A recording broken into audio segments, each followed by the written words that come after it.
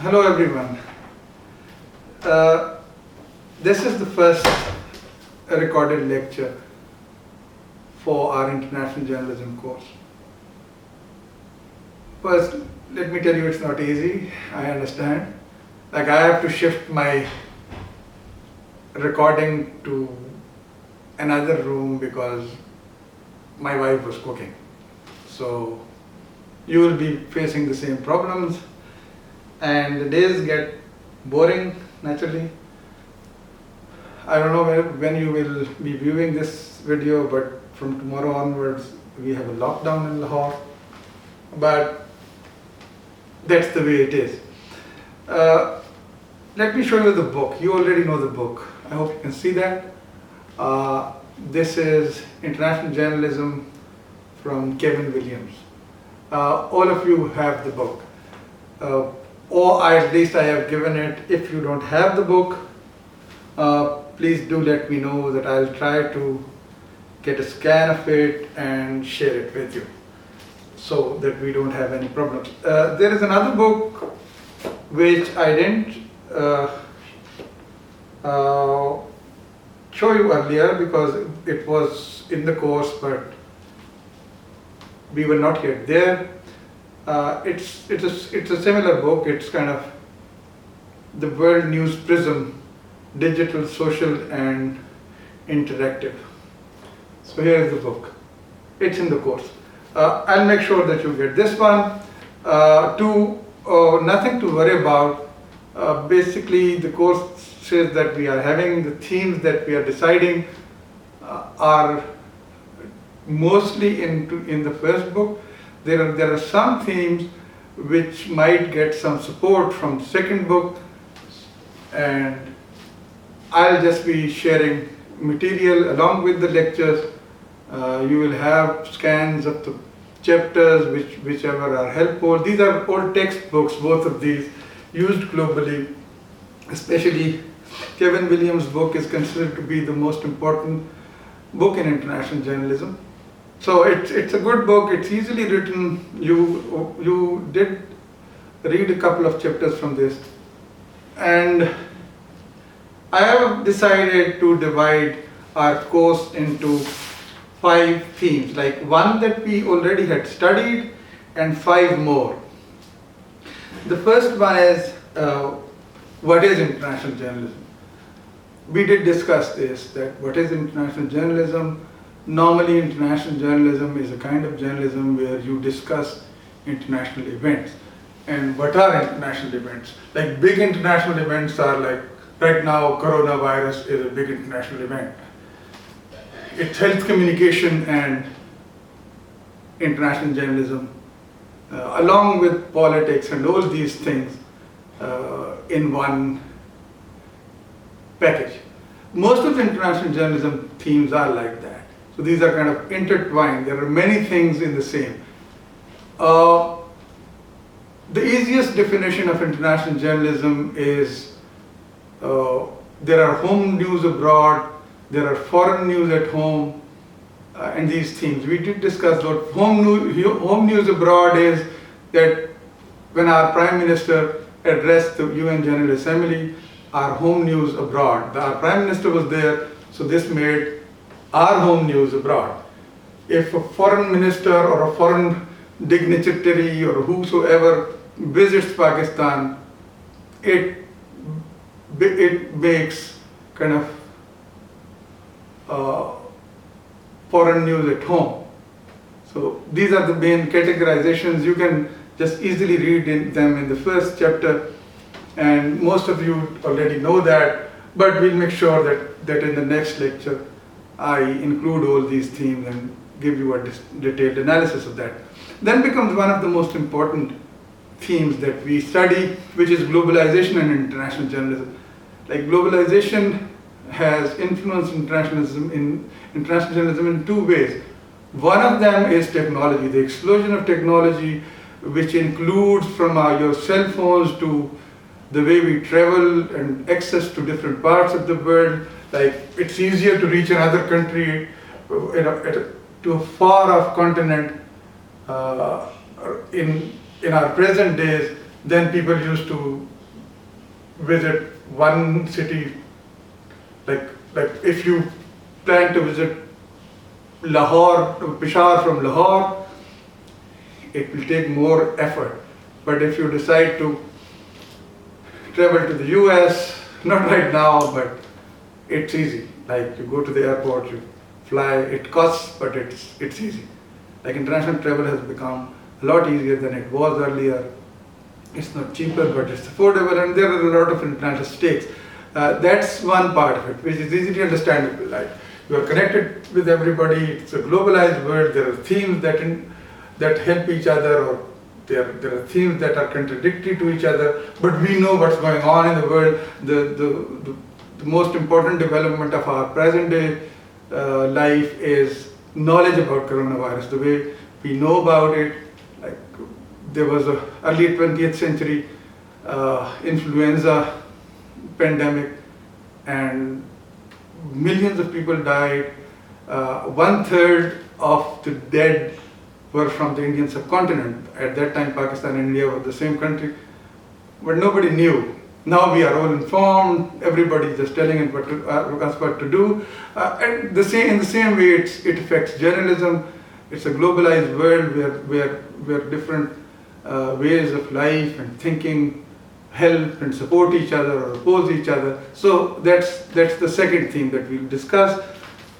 The third and most important theme is the imbalance in the flow of information, because this is something that makes the most important segment of studying international journalism. Like it's the haves and the have-nots in the world, like rich Western nations who dominate the media, rightly so, because they have the power, the influence, the innovations.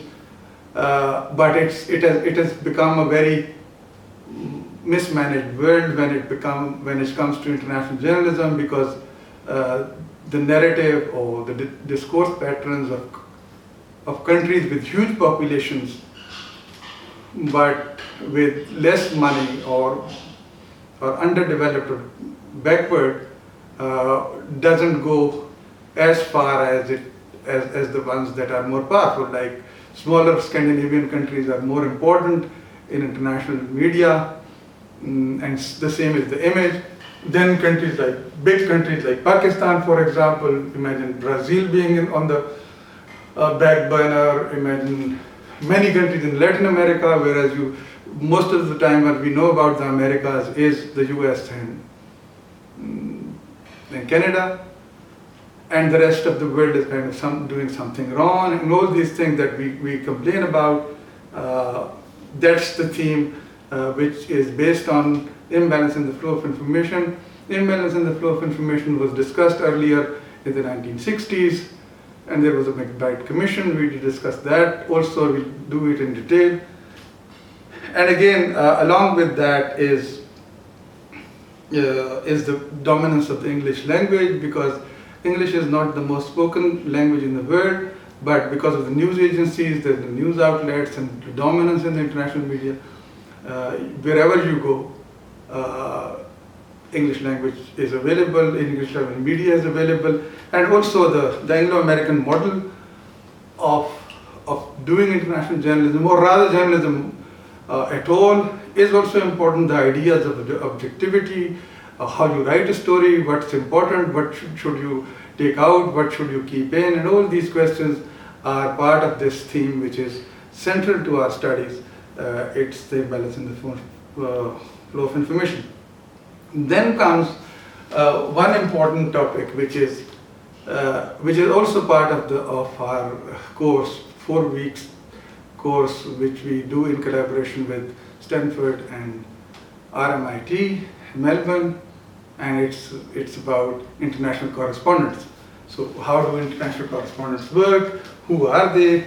What's their limitations? What are their strengths? What are their weaknesses? And this is very important, because there are two kinds of international correspondents.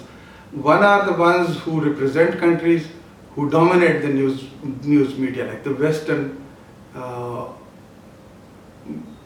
journalist who covers conflict regions like ours. For example, Pakistan is one of them. And then there is the other journalist, which is which we call a fixer. And a fixer is a person who gives information about his own culture and about happenings in his own country, but the decisions that are made are not after consultation with him or her, or their ideas are not considered to be important, rather they are given a task and they fulfill it, and then the story is written without any editorial influence from the person who is equally important, at times more important, who collects information, who has his own themes, but is never given credence to. So this is very important. And we also see different correspondents historically, like the long stay correspondent, big names like Mark Tully, Robert Fisk, people like that, Liz Doucette. These are the people who used to stay in one place and then do journalism, and they have a good grasp of what was going on in some country. But the modern budget cuts, as well as communication explosion, and also the way every part of the world is within the reach of journalists, these people are no more there. So most of the time we see what we call parachute journalists, who, whenever there is a big event, they just come over and they don't have any idea what's going on. All the local journalists just set a stage for them. They have an agenda, a narrative, and they bring it in. They just fit the international event according to the agenda that they bring with them, and that's it. So that's also becoming very difficult to understand. And this is why we are having this course, International Journalism, with students in Australia, because we are putting students from two ends of the divide, like the developed West and the conflict zone, together, and we are asking them to work for each other, like fixers and storytellers, and then give a story that the developed West students know how it is to work as a fixer, as well as they know how to develop a bond with counterparts, and we think that it's the right time to do it. The students, when they get involved with each other, they understand each other better, and they are not yet contaminated by the demands of the market. So we are just trying to build a future over there. So this is very important. And then even more important is the new media, like internet. We all are on social media, internet, like Facebooks and Twitters, Instagrams. I don't know, that's all I know basically. But there are more. The youth knows most of that.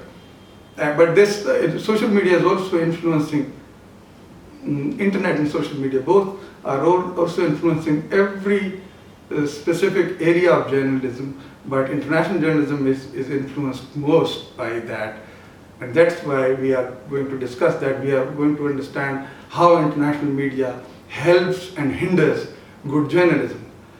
The rise of citizen journalism, for example, and the rise of many videos and narratives coming onto the social media without the international media yet knowing it, and also how story is formed, because sometimes people do crowdsourcing. They took videos and audios and statuses from social media, and they develop a story. Some do it very good, some are clumsy at that, and this also shapes the very narrative, the global narrative, and also it also affects images of different countries, the way they are seen, and many things like that.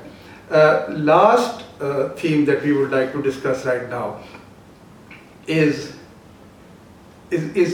most important, because we will try to understand how journalism, international journalism, which was born in the wake of wars, it was war journalism basically that made what we see as international journalism right now, and it's always conflict dependent. How can we transform it into an instrument for peace? And this is very important. This is the most important theme, and I think it's also a good theme to end upon. Basically, you know what global international journalism is, and you know where the problems lie, and then what we nowadays say, you go into what we know as solution journalism. You analyze all the problems threadbare, and then you say, Here I'll try to find a solution. What to do?